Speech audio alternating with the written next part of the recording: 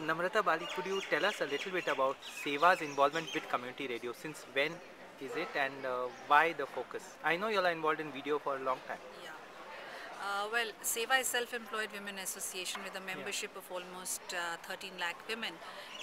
One of the And largest one of NGOs the in the world. largest trade unions of women in the Okay. informal economy. And our objective has always been to see that women have full employment and self-reliance. So when we say full employment, we mean that women must be organized because we are very vulnerable, otherwise isolated. We need to be organized, we need capacity building, we need capital formation at our doorsteps, and we need social security, which is very basic, like healthcare, childcare, insurance, shelter, and pension. Capital formation is an unusual issue for trade unions to focus on, but since you know the informal economy is so large in India, it becomes more important here. Yeah, it does become very important because we know that in the informal economy, the women depend on wages every day. They are like, either they are piece rate wages or they are own account wages or they are vendors and hawkers. And in that situation, they need some small amount of money every day. Similarly, the situation is that women hardly have any assets in their own name. So because of those kind of limitations, they get into the poverty trap very easily. But most trade unions don't focus on the kind of unorganized sector. Well, that is the saddest part of it. But I think the trade unions need to do it now because even What are the figures of the the unorganized informal sector? economy right now in India is almost 93%, of which 94% is almost women. I see. And if you see world over, and if you see South Asia itself, it's more than 50% is the informal And with economy. liberalization, more and more, it's More and more because mostly industries are closing down, factories are closing down, the formal sector is disappearing. contract labor is entering even journalism in that. Exactly, I know, and it's becoming subcontract system. Yeah. So more and more subcontract system is coming, and there I think that the trade unions also need to think of new strategies of organizing people. So in this net setup, where does radio come in? Well, actually, communication plays a very important role when you're working with the grassroots, especially when you're working with the women. We found video a very effective tool, but Since it was when? video started in 1984. I see. And Very early. very early days, yes. By Indian standards, definitely. Exactly, and when we went into video that time also, we felt very strongly that women should not be marginalized just because they are poor. They should get the most sophisticated equipment so that they are not marginalized even in the mainstream media on technical grounds. So we started using very broadcast medium. Radio as a possibility when? It was actually much later. It was in the in the 2000 when we had the earthquake, and SEWA was working in 3 districts which were really affected by the earthquake. It was Surendranagar, Banaskantha, and Kutch. These were the 3 districts. These were the 3 districts that were very close to the epicenter. And while we were doing our relief work and we were going to the members to listen to them, we found that there was some information already available there when all communication systems were down. I see. And we asked them, we said, how did you get this information? And they said, oh, I was listening to the radio. And that was, that immediately sparked us that now it's the right time that women are listening to a radio. And also we found that there were cheap transistors available in the market. Mostly Chinese. And when you talk about Chinese transistors. mostly Chinese, yeah.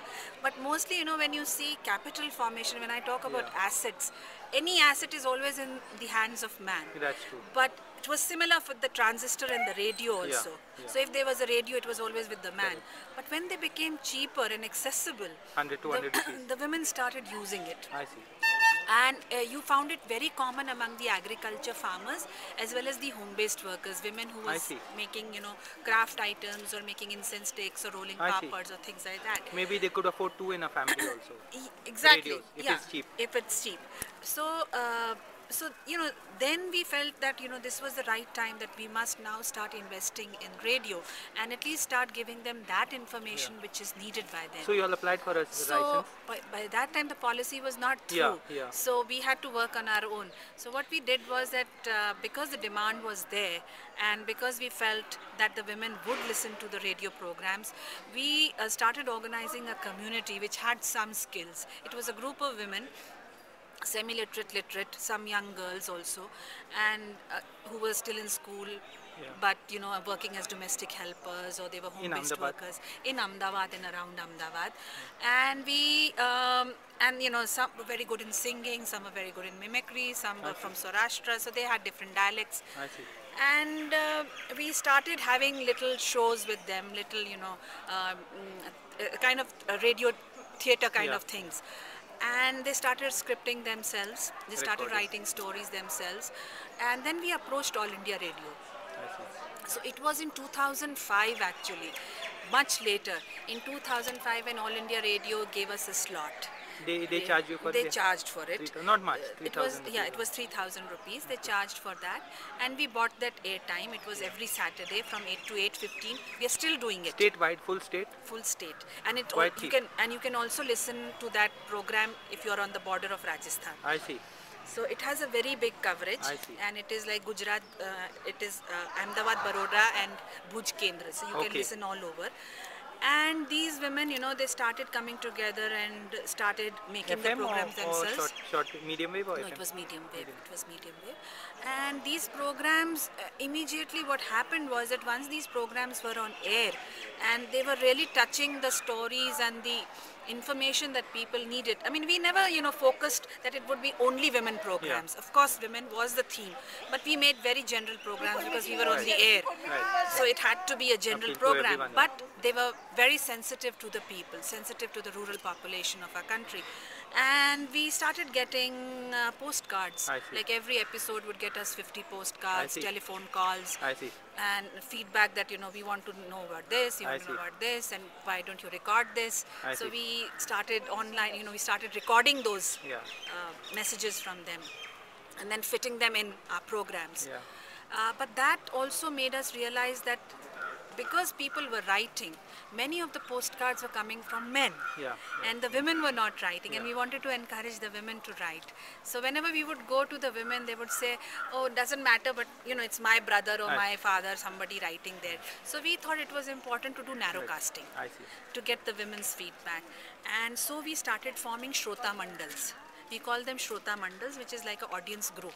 So we have 21 Shrota Mandals. Where you play the program on a cassette player? So what we do is we take the CDs, according to the preferences, we take the CDs over there. We spend the night over there with them. And during evenings, generally, it's like a Gram Sabha, they all come together. When they are relaxed, the day is over. And then if it's needed, we also stay for another day. I see. And we play those programs, we get feedback, and then if something has happened over there, which they want us to record, we record it and we bring it back. But along with that, we started doing some value education also, because like I said, our 4 themes are very important for poverty alleviation, social security organizing, capital formation and capacity building. So radio is just a tool, but the ultimate is that all these people, they organize themselves to see that they have at least the basic. But any possibilities of setting up a CR station? Well, so then when the policy came through, we applied. It took us more than 2 years to get it. So it was although you are so organized and so well recognized. That's part of the way. That's part of the way, I think. It is sad that sometimes organized groups like ours also take so much time, and that's the reality, that small groups would even take longer. But it took us more than 2 years, and we just got our license on the 26th of November 2009, and we launched it. And it's by the same name by which we make our All India Radio spot, which is called Rudi No Radio. Rudi means pure in Gujarati. It means pure, honest and beautiful. So it is Rudi's Radio. And Rudi is a very common name in Gujarat. R-U-D-I. So Rudi Ben is the anchor person, and she's a very informative woman who has most of the information, and she becomes the anchor, and she along with the community, now we have this center. Where is it in Manipur. It is in a village called Manipur, which is not very far from Ahmedabad. It is in Sanand block of Ahmedabad district, and it covers 3 blocks actually, Daskoi, Dholka and Sanand. And what wattage?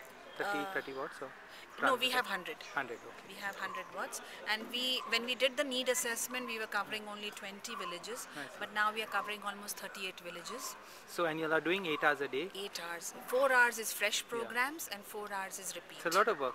It is a lot of work, to generate and content. But along with that, we are trying to encourage the village youth, the women, the elderly, the the people who are talented over there, who have some kind of skills with them, and they become the people who contribute Maybe to this us. could be shared also. The content you are creating is valuable It's in in that sense. Gujarati, but yes, Yeah. it can be shared At with least others. within Yeah, Gujarati it can communities. be. And along with that, what we do is that after every 50 episodes or 100 episodes, we bring out a CD. Yeah, So I it's a see. collection of we learn from our video experience. I We see. need to archive everything. That's true. Because once you start archiving everything, then it's yeah.